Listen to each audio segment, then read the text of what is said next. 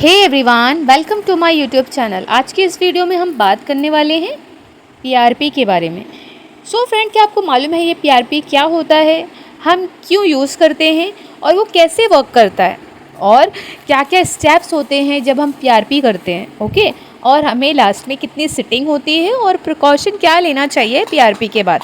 सो इस टॉपिक पे हम बात करने वाले हैं।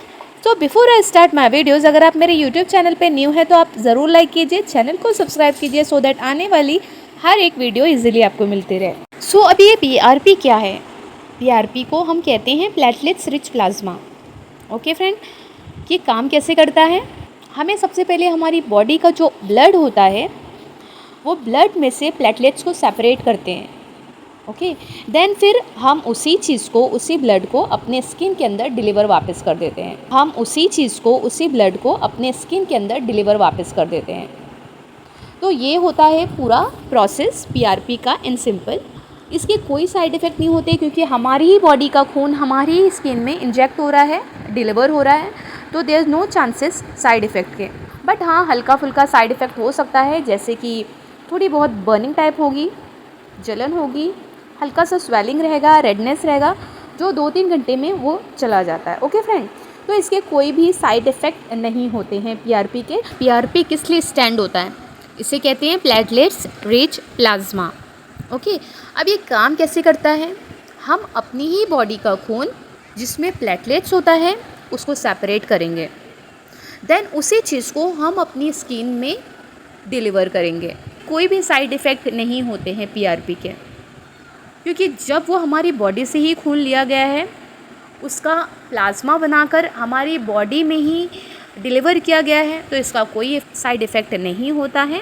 ये बहुत अच्छा वर्क करती है और उसकी वजह से क्या होता है, पीआरपी की वजह से कोलेजन रीजनरेशन का काम करता है, स्किन टाइट करता है, रिजुविनेट करता है स्किन को, टेक्सचर इम्प्रूव करता है, और जो हमारे एक्ने स्कार वगैरह रहते हैं इसको भी बहुत हद तक कम करते हैं। अभी हम देखेंगे कि पीआरपी कहाँ कहाँ हम यूज़ करते हैं। पीआरपी हम फेस की प्रॉब्लम्स में भी यूज़ करते हैं, पीआरपी हम हेयर की प्रॉब्लम्स में भी यूज़ करते हैं। फेस की प्रॉब्लम्स में लाइक रिंकल्स हो गया, फाइन लाइंस हो गई, डार्क सर्कल हो गया है, देन आप कह सकते हो टाइटनिंग के अंदर यूज़ करेंगे, रिजुविनेशन के अंदर यूज़ करेंगे। इवन हम पीआरपी का यूज़ हेयर में भी करेंगे। अगर हमें ज़्यादा हेयर फॉल हो रहे हैं, हेयर ग्रोथ नहीं हो रही है, तो वहाँ पर भी पीआरपी बहुत अच्छा वर्क करती है। सो ये जो पीआरपी होता है इसके कोई साइड इफ़ेक्ट नहीं होते हैं। अगर ये अच्छे से किया जाए तो ये रिज़ल्ट भी बहुत अच्छे देते हैं और इसके कोई साइड इफ़ेक्ट भी नहीं होते हैं।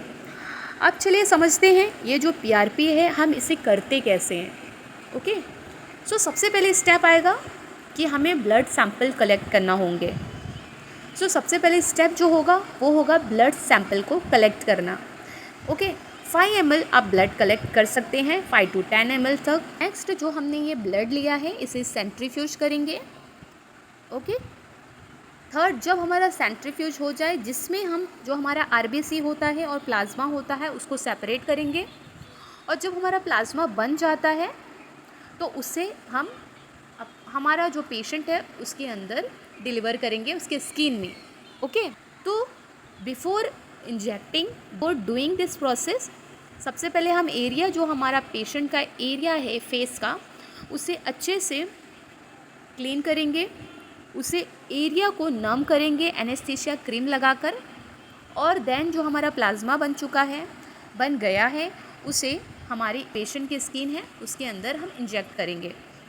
अगर सिर्फ आप पीआरपी करेंगे तो आपको लगेंगे 30 मिनट्स, आधे घंटे में आपका पीआरपी हो जाएगा। अगर आप पीआरपी के साथ माइक्रो नीडलिंग भी कंबाइन करेंगे तो उसका आवर जो होगा, उसका जो टाइम होगा वो 1.5 से 2 घंटे के अंदर आपका होगा। ब्लड सैंपल कलेक्ट करना, सेंट्रीफ्यूज करना, दैन पेशेंट के अंदर वो इंजेक्ट करना with micro needling. Okay friend, so ये टाइमिंग था 1.5 से 2 घंटे। और अगर सिर्फ पीआरपी आप ले रहे हैं तो 30 मिनट्स, बट पीआरपी के साथ और भी कोई चीज़ ऐड करेंगे, कॉम्बाइन में आप करेंगे, अगर कोई भी चीज़ कंबाइन में करेंगे तो 1.5 से 2 घंटा भी लग सकता है। प्रिकॉशन क्या क्या लेना है, किस चीज़ का ध्यान देना है हमें? सनस्क्रीन हमें मस्ट लगाना है, जो हमारी सनस्क्रीन है उसे कंटिन्यू रखना है। और जब आप पीआरपी के लिए जाएंगे तो खाली पेट आपको नहीं जाना है, आपको आपका मील करके जाना है, राइट।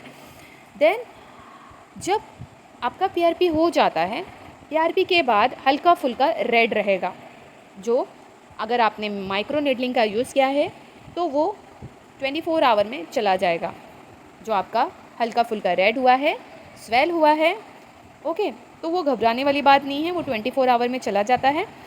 अगर आपने अच्छे से पीआरपी की है तो उसके कोई साइड इफ़ेक्ट्स नहीं होते हैं, कुछ नहीं होगा, हल्का फुल्का रेड रहेगा, वो 1-2 घंटे में इजीली चले जाते हैं। बट अगर माइक्रो नीडलिंग का यूज़ करके आपने पीआरपी किया है, वो पेशेंट के अंदर 24 आवर में जो उसके थोड़े बहुत स्वेलिंग हैं, जो उसके थोड़े बहुत निशान हैं, वो पूरे चले जाएंगे। ओके, एज सच पीआरपी का कोई साइड इफ़ेक्ट नहीं होता है। और अगर हम इसकी बात करें सिटिंग की, हमें कब कब लेना है, उसकी सिटिंग्स कितने टाइम बाद होती है, तो हर महीने में एक बार लेना होता है हमें पीआरपी की सिटिंग। तो फ्रेंड, आज की वीडियो में बस इतना ही पीआरपी के बारे में। अगर आपको ये वीडियो अच्छी लगी तो आप इसे ज़रूर लाइक कीजिए, चैनल को सब्सक्राइब कीजिए। मिलते हैं नेक्स्ट वीडियो में। टिल दैट टाइम अपना ख्याल रखिए। Okay, bye.